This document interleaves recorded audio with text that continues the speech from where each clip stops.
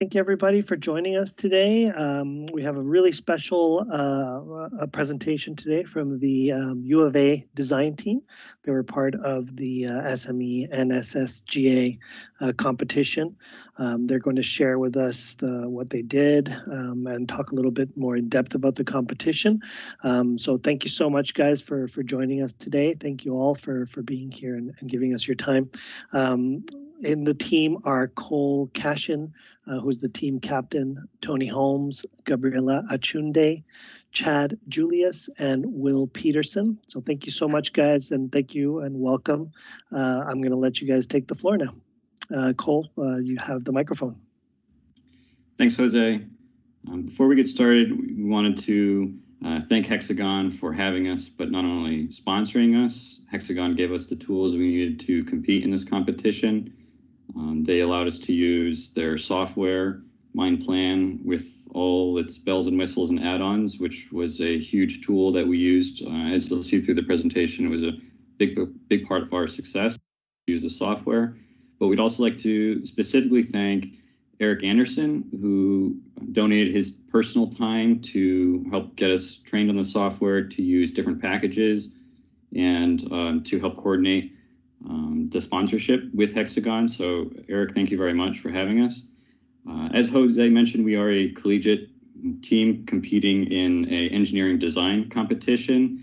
And during the presentation, Gabriella will go into more in depth of what this competition is and the details around it. So without further ado, Gabriella, why don't you get us started? So as Cole was saying, we are the Arizona Mining Consultants, and we represent the U of A at phase 2. So before I get started in describing the competition, I want to go ahead and take a moment to have a safety share. I have been driving up to Elko, Nevada the past couple days, and so the safety share was kind of personal for me. A lot of people were out pulling, campers and ATVs and off-road vehicles and taking this time to spend some time outdoors. And it's important for other people on the road to remember that anyone pulling any sort of trailer is going to need to go slower than the speed limit might be posted. And so it's important to have patience and not be too defensive or, run these people off the road. Me and my family had a couple close calls. The semis were pretty aggressive on the highway. So it's just important to, have a little more patience with everyone right now, especially. So getting into this presentation, this competition is made up of 2 phases with, phase 1, any team of 6 or less students can complete a feasibility study based on the information given. And then the top 6 from phase 1 are chosen and go on to compete at the SME conference. And so this year, our team was chosen to go on to phase 2, and we actually took 2nd overall. So we are pretty proud of that. Some of the, we are going to go through some of the assumptions and then the work we did in phase 1, as well as some of the changes that happened in phase 2. And then, what our overall recommendations, and especially highlighting how we were able to complete this project using MinePlan, and how that's really something that sets us apart in this competition every year. So here are some of the just assumptions that we made that were necessary for completing this project, fill in the gaps of material that wasn't given to us. So overall, we are recommending an 8-year mine life with a $4.9 million NPV. We will build a 500 ton per hour plant at the mine site, and until that plant is completed, we will truck material to the old plant, which Tony will talk about a little later more in detail. So while we are trucking material, we will use over the road and using hydraulic excavators and articulating dump trucks. And we will store the overburden and the waste in the old pits as each pit is mined out. And you'll be able to see that as Cole goes through the sequencing. So we were given 24 drill holes, and we load that into MS Torque and compiled our 10-foot bench composites. This provided us with a block model that was 560,000 blocks, and each of those blocks had dimensions of 50 by 50 by 10 feet. We also coded 27 model items into the model. We then used the interpolation tool and inverse distance weighted to create our final numbers. We limited the inverse distance weighted interpolation by a minimum of 4 drill holes per block, or a number of 4 per block, and one per drill hole. And we limited composites to make sure they were the same depth as the block that was being coated. So once we had our geological model, we were able to see that we had 10.85 million tons of material that needed to be moved above the deposit. This was made up of 1.25 million tons of topsoil that was stored and used in reclamation, and then 9.6 million tons of overburden. This gave us 8.25 million tons of plant feed. And we noticed that there was also an overall trend from east to west of material size, with material size becoming more coarse towards the west. And so we have 3 different block models showing 3 different items, and the items are just the different material sizes. So this being number 50 mesh. And you can see that to the east, we have all the more fines, and they're more concentrated in that area. And then as we move across the pit, the material becomes more coarse. And so we can see that throughout the different sizes that this trend really continues throughout the deposit. And so this was really instrumental in deciding the sequencing and figuring out how we were going to blend material to make sure that we were producing, meeting our production requirements for each of the materials we were producing throughout the entire life of mine. So Cole will now go on and talk about pit sequencing. Thank you, Gabriella. As Gabriella mentioned, there was a trend in the deposit, which we will discuss further, talk about the mining sequence. Just to give you an idea of this piece of property is about 500 acres, and that was actually trimmed down due to permit limits and stream boundaries. So these magenta lines that you can see actually represent the mining area that's within our permit, that given permit, and the green lines represent the areas of wetlands. So these had to be excluded from mining and could not be disturbed. So what we are actually left with is this surface of this lighter gray, this more prominent gray. And we actually had an interesting challenge with this property. We had a pipeline, gas pipeline running through, which is this yellow line that is represented on the south of the surface. This pipeline could be crossed, but could not be mined. And the streams had to have a 25-foot boundary around them for no disturbance.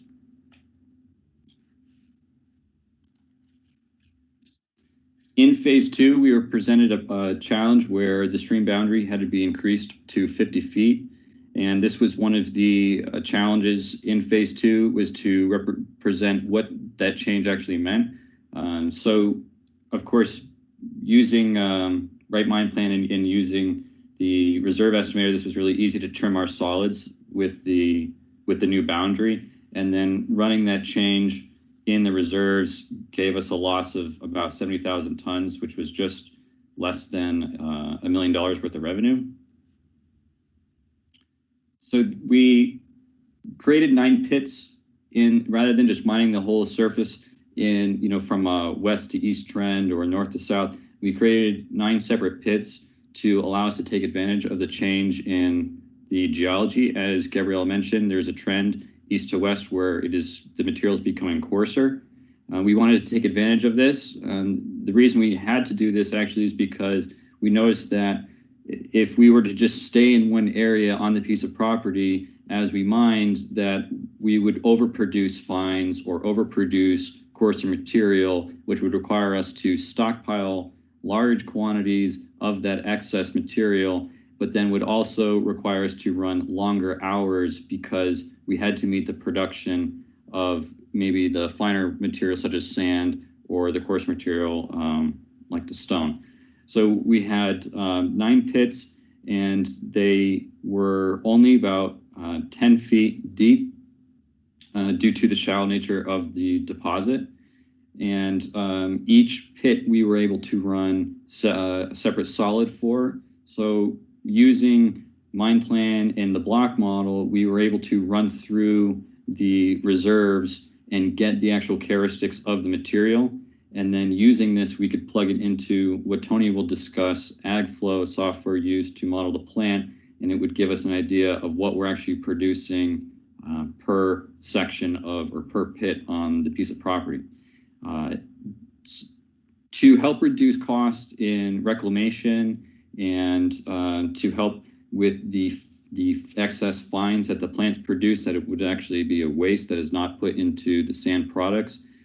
The fines from the plant and the overburden are dumped into the previously mined pits. This helps spread out the cost of reclamation as we continue to mine. And I'll discuss that further on. And here we have the layout of the pits in their mining order.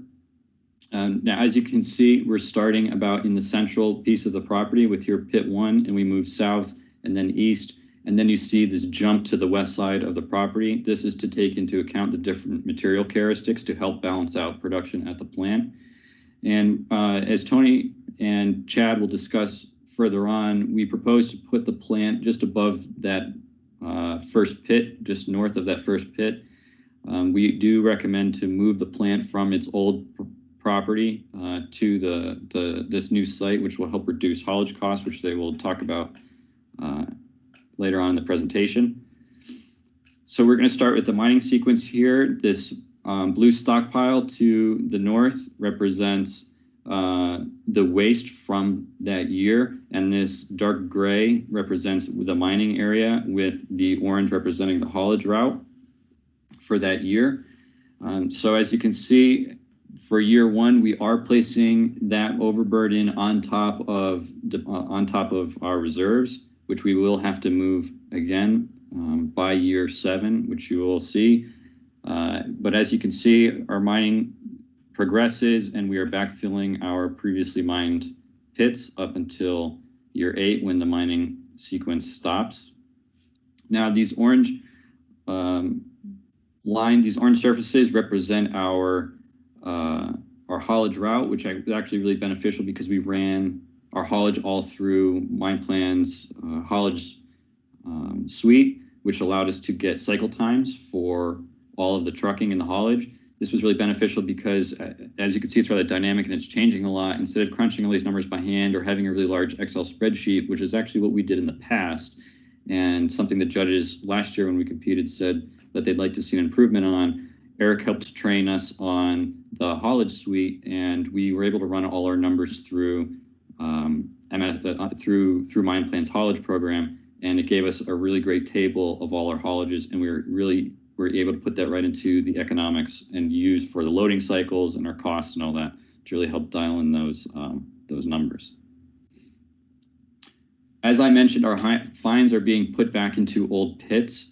This is due to the fines being a waste that the plant produces, but also they have some stability concerns.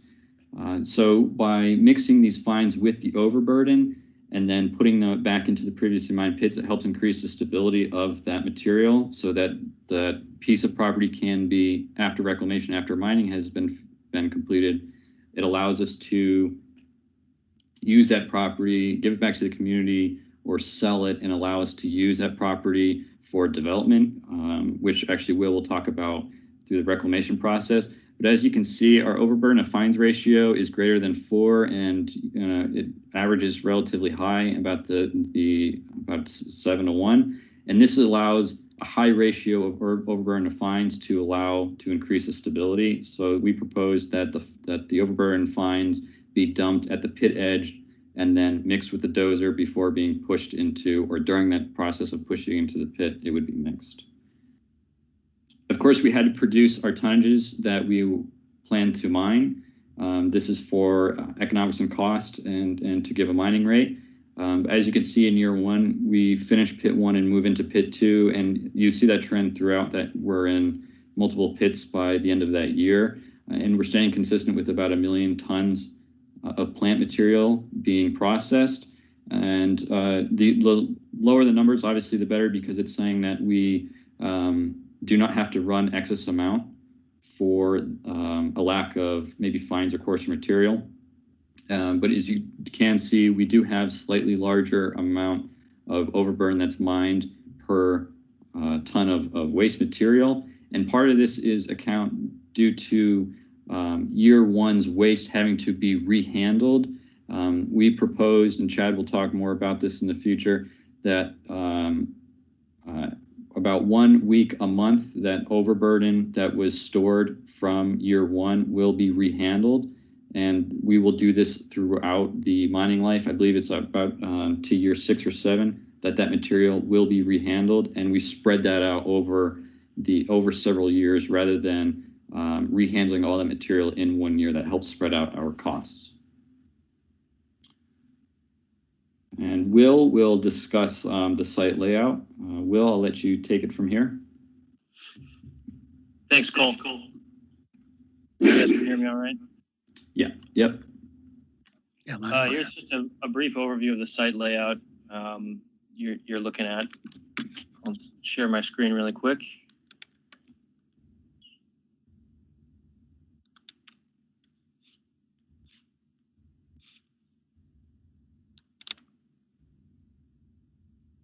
Let's see. You guys see it all right? Yeah, that looks great. Yeah, it's coming through great. Okay. Brief overview of the site layout. As Cole mentioned, we have 2 parcels here. So we've got the eastern and the western. This was kind of how we decided to look at the site overall. We got Highway 608 running through the site, splitting the property into 2 parcels. At the northern side of the property, that's where most of our crucial infrastructure is located. So that includes the wash plant, as well as the new wash plant, as well as the settling reservoir and the direct haulage route to our access point, which is located on the very northern end of the site right there. Just really briefly about the water management. One of the things that we had to make sure we took care of was dealing with the water management with the different kinds of streams and other issues that we had. We had to make sure that we were very deliberate in how we managed our water. So we had installed a 300-foot well pump with 1,100 gallons per minute running on an as-needed basis for the wash plant. And this would run into a 29 million gallon settling reservoir with a liner to make sure that we are totally isolated and enclosed from the outside property. And then that would be recycled at just over 4,000 gallons per minute. Here's a better breakdown of the water table and how we ended up looking at the water as a whole. As we continue on, something else with the overburden material, we wanted to make sure that we had the berms constructed. So this was something else we used MinePlan for in developing the berms. So this was part of the permitting process. We had to make sure that we had berms around the outside view shed berms so that outside cannot see into the property. And it worked out for us because it was a place for us to put some excess overburden material. In terms of erosion control, we installed some ditches around the outside to catch excess water coming off the property, and some stone inside the ditches to catch any kind of fines that we would have coming off the property. Next, I'm going to hand it over to Chad. He's going to talk a little bit more about how we handled the phase 2 side of the project and tried to get a better understanding of how many different options we were looking at in terms of phase 2. So I'll toss it over to Chad. Thank you, Will.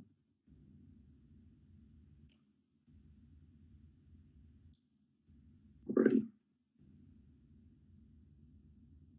Think. All right. Like we'll mention, I'm going to talk about the phase 2 options. We had, so our first option was to keep the wash plant at the old Murray site and truck the material there. It was a 11-mile drive, and we were going to use the old west exit of the property.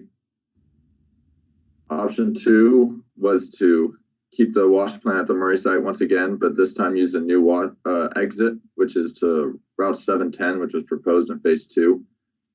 This had a cheaper over-the-road truck cost at 15 cents per ton per mile, and the other one was 22 cents per ton per mile. And this is also 3 miles shorter distance using this new exit compared to the old west exit. Option 3 was to build a new plant at the Flint site at the bottom of the first pit that we mined out. So that would take a year to mine out the first pit, and then after that we would put the plant at the bottom of that pit, and then this would also use the old west exit. Option 4 is the same, building the pit or the plant at the bottom of the first pit but using the new exit. And option 5 is to build the plant on the surface at the Flint site instead of putting it in the first pit. This would lose the reserves that would be underneath that site, which is about 5 acres of reserves, but we wouldn't have to truck any material for a year while we were mining out the first pit, and we're going to use a new exit to Route 710. So our final recommendation for phase 2 is to use option 5. As you can see in this table below, it breaks down all the economics of each option. Option 5 had the highest NPV of 4.9 million with a cash flow of 13.75 million, and then an IRR of 32% with a cost per ton of $10.87 per ton, and we were selling the material for $14 per ton. To build a new plant on site was 3.8 million, and the 5 acres of reserves that we lost was worth about $350,000, where trucking the material for 1 year cost about 1.4 million. So it was a pretty easy decision when looking at those numbers. The equipment that we used on site was all Komatsu equipment. We had an availability of 85% with the utilization of 90%. This is to account for all maintenance that had to be done on all the equipment. We used 4-pass trucks paired with the hydraulic excavators, and then we did preventative maintenance on all equipment. Like Cole previously mentioned, we used MinePlan Haulage for a lot of the calculations for the equipment. So we had 2 different fleets for the equipment. We had plant feed and overburden fleet. They're very similar, both using a PC1250 hydraulic excavator with a 9 cubic yard bucket, and then 5 HM400 articulating dump trucks. The overburden also had a Komatsu dozer to help mix the material and strip the material. So other equipment that could be found on site were a motor grader, 2 wheel loaders to help load the plant and load trucks coming out of the plant. We'd have a water truck and a service truck, and then a few light vehicles and a skid steer. We also ran a conveyor analysis, not using the trucks in the pit. So this would just use conveyors conveying all the material to the plant. This was a little too risky because of that. The conveyor went down and shut down the whole site, and we'd have to move because we moved. We had so many different pits. It would be hard to move the conveyor to all these different pits around the site year to year, and very expensive.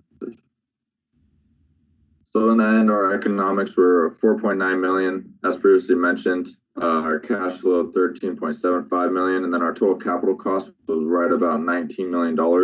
We spread this out over 8 years in a loan, and we had a loan rate of 6%. We did discount rate of 12%, and our depreciation rate for all equipment was 12% as well. So here's a cash flow chart that you can see.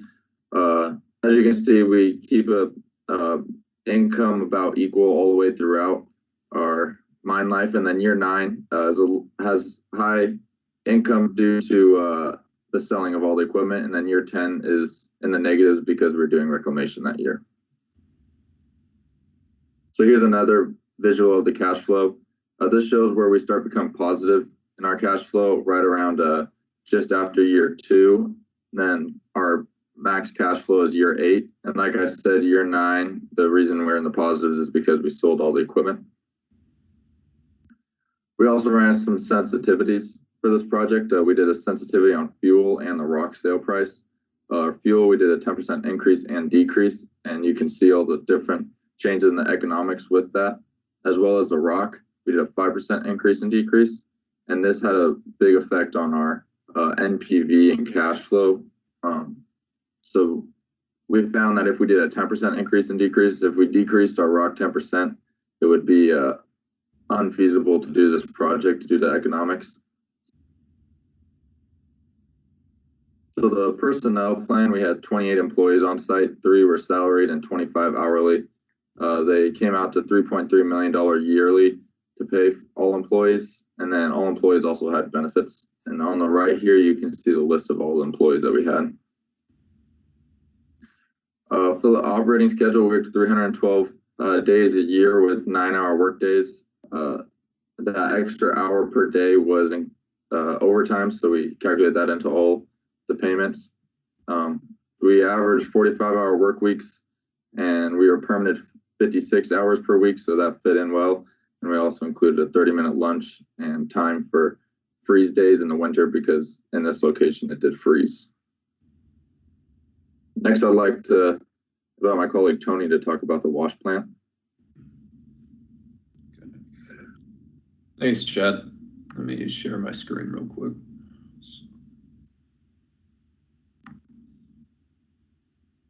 Okay, can you guys see that? Yep. Okay. All right. Like Cole and Chad said, we decided to move the wash plant to highly reduce our transportation cost. Instead of running at 11 miles, it stays within the pit boundaries, so we're not running over the road trucks, that long distance. The purpose of this wash plant is to produce 5 products, 3 being in the form of stone and 2 being in the form of sand. It also makes fines and tailings at the very end. Okay, so in phase 1, it was originally given to us that it's supposed to run at 300 tons per hour. And actually all of this equipment was given to us to use in the software AgFlow, like Cole mentioned previously. And so it was also given to us the operating cost for the plant was $2.50 per ton. And the average operating hours was 11.5 hours a day.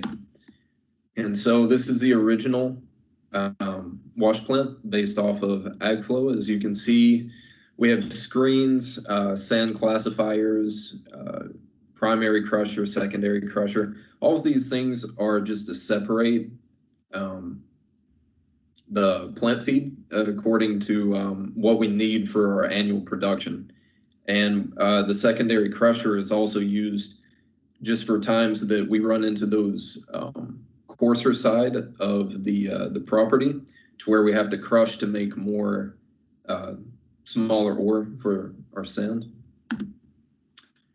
And so in phase 2, we decided to increase the capacity of the wash plant from 300 to 500 tons per hour. We increased the screens, the original crusher, the secondary crusher, and the sand screws to handle more plant feed. So this actually reduced our operating hours to $2.16 a ton. And what's really key here is it reduced our operating hours to around 7 hours. And the setup remains the same. This is from phase 2. We just increased the capacity of the wash plant to allow for quicker sorting and all of that. And this is just an example of pit 1. That, like Cole said, we had 9 pits. They bounce around the property to utilize the specific geology located within the pit according to our annual production and stockpiled from the previous years. And this is just an example. You can see highlighted in red is the maximum hours per day that you need to run the plant to meet that specific production goal for that product, and this being concrete sand. And so that's what we would set the operating hours per pit. Like I said before, we utilize the different geology of each pit to meet our annual production goals, and all of the equipment in the wash plant was based. The capacity was made to utilizes different geology. So the final recommendations, we increase the capacity of ore feed from 300 to 500 tons per hour. And doing this, we reduced our plant operating cost and as well as our operating hours per day. Okay, I think Will is going to talk about reclamation now. So for our reclamation, I'm going to do a little brief overview really quick, and then we'll finish up. But this is kind of our procedure. We had some costs. We had some placement of the fines and the overburden, and then we wanted to match the original topography. That was really important for us, and make sure that we had native species incorporated. Here's the cost breakdown of our reclamation. So you can see the difference here between the operating and the capital. So most of this was grass seed, which was used to cover the footprint of the property. Our recommendation was to go with a recreation center, a sports complex. The real reason for this was we wanted something that would be low load bearing, something that doesn't have significant foundations built deep into the material that we have just pulled out and replaced. So in a residential or a commercial project, you would have some deep foundations, especially in this part of the country. So we wanted to make sure that we were avoiding that by making this a low load bearing option. And also it worked out well with access from different routes. Next, we're going to show you the contours of the pre-mining and the post-mining. So this is the pre-mining contours, which was nicely available to us from using the software. So you can see here there's a substantial amount of undulation, and afterwards we were able to really smooth this out and make this a nice smooth property. Here you can see the entirety of the property is relatively level. So in conclusion, our recommendation was to build a new wash plant at the mine site and up the tons per hour on that from 300 to 500. And then we would be using over the road trucks, and we would be using haulage in the pit as opposed to a conveyor. And then we would be storing our overburden in the old pits. That's a general overview of our final recommendations. We wanted to thank all of our sponsors, especially you guys at Hexagon for helping us out. But this is the list of the groups that helped us out, and the groups whose resources we are able to use and have access to. So thank you guys very much for listening and for paying attention. It's really appreciated, and we look forward to working with you guys in the future. The U of A does. So thank you. That's really awesome. Thank you very much, William. Thank you to the whole team for such a cool presentation. So well put together and professional. Really impressive. I will open the floor now for questions. If anybody has any questions or comments for the team, we're sort of all gathered here from different departments within Hexagon, and really excited to see this presentation. Anybody got a question for them? I do. Hello, go ahead. Okay. I just had a question. Did you guys get any feedback on the accuracy of your estimations? Like, were you pretty close? Usually these are based off of real life situations, right? And challenges. So I'm just curious what the judges thought. Obviously you guys got second place, but so it was good. But maybe you guys can elaborate a bit more on that for me. So the last year we had a judge that was familiar with the data as he worked for the company. I don't remember, and please guys from the team speak up, but I don't think we had anyone from that company this year on the judges. And so we didn't have there was no correct answer for that. And the judges aren't provided with a correct answer. So during the presentation, they're not checking our results with what was given to them by maybe the property owner, but we had no way of verifying that. So we didn't have an idea of the accuracy. Okay, fair enough. It's quite a long presentation. I'm curious, can you explain maybe how long all of this took? And I know this doesn't the presentation really doesn't. I mean, it shows some of the work, but it doesn't show all of the work that you guys put into this. So maybe explain a bit about that. Yeah, so in phase one, we have a 3-week time period where each one of us can put in 35 hours. So it's the 5 of us all putting 35 hours in during that first 3 weeks. And then in phase two, we get the problem Friday afternoon and we have to present our results Sunday morning. So we spend all Friday, usually work late Friday, all of Saturday, work late Saturday, and then be prepared to present Sunday. What we submitted to the committee before phase two was a report, and that report was rather lengthy. And as you mentioned, there's a lot that's going on behind the scenes, and that's where a lot of our calculations are in that 70-page report on all the economics, all the material, the plant balance. There is quite a bit that goes in prior to the presentation. The idea of the presentation is that it's to be given to management or high-level executives in the company. So we don't typically present all our specific numbers or the data. We do actually have it in the presentation, of course, because the judges have a chance to ask us questions and to challenge us on our findings. So we do have that information in the presentation as an appendix to support our claims. But everything you've seen, we have data to support, and calculations have been done to support that our findings. Great. So maybe you can show us a little bit on how you determined the mining sequence. Yes. Let's see. Let me check to see if I know I do have a spreadsheet that may not be in the presentation, but actually Tony hit on it really good in his slide here, which I will share. That's not what I want.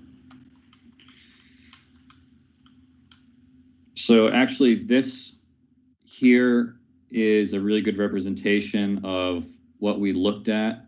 So with running the block model in the pit solid, we were given how much material was produced if that was ran through the plant, but it was given to us in tons per hour, as you can see the column tons per hour. So whenever we ran a solid through the block model that represented a pit, it gave us the material characteristics. And then we plugged that into AgFlow, that software that Tony showed, that gave the plant modeling. And it told us how many tons per hour we would produce based on that type of geology. And so we just ran every pit, a solid. We ran every solid for every pit through AgFlow, and we got the tonnage per hour. And then we used a massive spreadsheet to balance all of this. And so, for example, you can see here, this is just an example of pit one and what happens when you increase the tonnage per hour, right, that it lowers the hours. But as you can see, we're producing high quantity of concrete sand here, but it's because it's the largest product that is the limiting factor. But everything that we don't sell for that year, so the production was fixed. The sales were fixed. So this 60,000, 200,000, 80,000, those were all fixed numbers given to us by the judges. So whenever we exceeded that production, we would just stockpile it and carry it over. So then we could pick the next pit that maybe didn't have a lot of, like in this case, pea gravel production is really low, and so is mason sand. So maybe the next year, if we had significant amount of mason sand in that deposit, we could run that pit in the next following year to help lower the production, help run the hours of plant runs. I see. So that was the demand. Yes, the production required per year is the demand that was set to us, and that was fixed. So Product. Yeah. yes. Okay. That clears it up.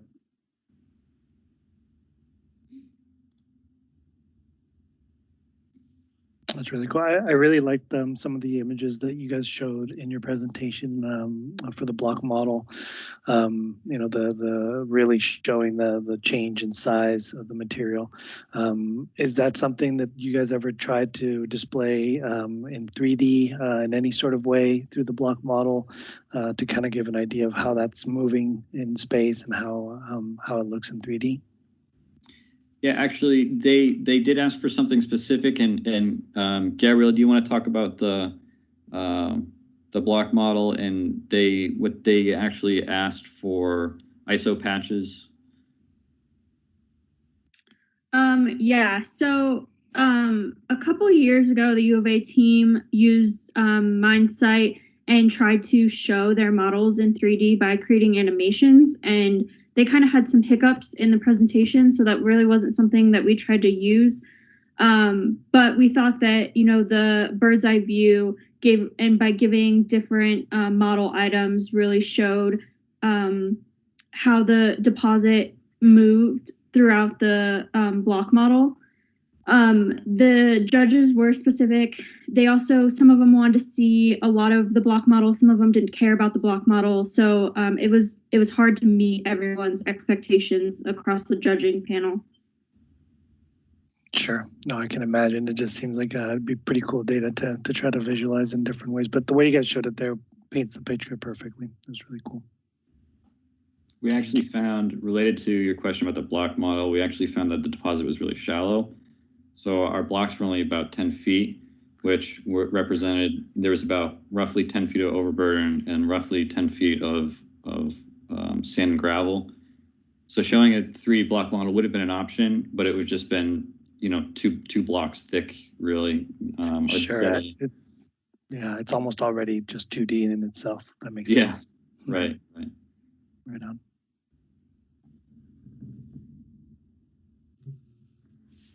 So this, Brad Ross, one thing I'd like to say about the team, what they didn't tell you is that the team goes well beyond what's required. They have limitations of how much time they can work on the plan, but the team actually starts out by going to different sites and looking at operations and learning about how to do sand and gravel, because we don't teach that a lot at the U of A. They also, as mentioned, they do a lot of additional work, software such, and so this group of students do a phenomenal amount of effort and time, and from my part, I am just so impressed with the work that they've done and the quality of the work that they do, and so I think they really need to be congratulated for really going above and beyond the call to do this competition. Definitely, I agree with that, Brad, and I know you were involved as well. And you know, we really look forward to always working with these students. I know Eric does, and he really gets behind them, and it is really impressive. I think the level of professionalism really is what I'm really impressed by as well. It's such a short presentation, but you guys presented everything that you worked on, which is really cool. I'm going to keep the floor open for more questions. Anybody else has any questions or comments for the team? So this is Momo Mayas. I'm the interim head, and I want to congratulate the team for doing such a great job, but especially I want to thank Hexagon for supporting the team and supporting the department. Couldn't do this every year without your support, and especially Eric's time. Eric, I truly appreciate everything you've done for the team and for the department. I do have a couple of questions for the team. This has been a long process. I know Brad mentioned how much time you've put in this process. What was the most memorable moment? And if you were to do something different, what would it be? Does anyone want to answer or give their? Yeah, I can go. I don't know what the most memorable moment was, but doing anything different, I'd like to answer that. I think we all agreed we put our best, the best work that we could have done into this project. And looking back, there wasn't really anything we would have changed. And then even asking the judges, there was like we got second place by like half a point, so there was nothing that was that big of a difference. And looking back, I think we put everything we had on the table. The most memorable moment, I don't know, maybe second place, but yeah.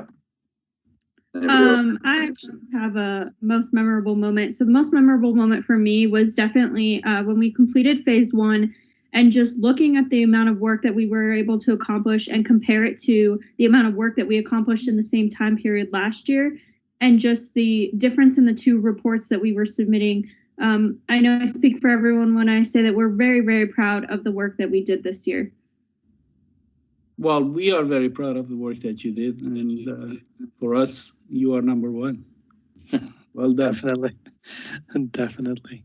Well said, Mo. Thank you. Thank you very much. And, unfortunately, due to circumstances, we can't be in person like we were last year when the team presented, and we got to actually share with the team last year a giant $5,000 check for our sponsorship. This is the closest I can get, but definitely I'll send it in the mail. Great. But of course, thank you so much, guys. This was really, really awesome to see what you guys did. I'm going to keep the floor open a little bit more. If anybody has any other questions, anybody from our development team or anybody else who's attending this. But I also want to remind you guys that if anybody has any questions that come up later, we're going to be in touch with this team. We're going to be always helping out with this endeavor of getting the design team from the U of A into the competition and helping out as much as we can. Eric Anderson is a great champion of this, and we want to keep it going. So thank you again all for joining, but I will leave the floor open a little bit longer to see if there's any other questions.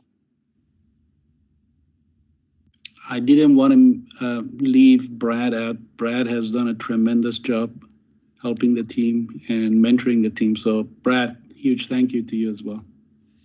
Definitely, Brad. Thank you for everything. I know we deal with you on several things with the U of A, and this is definitely one of the best projects we have going, and we love working with you as well. Thank you for that reminder, Mo.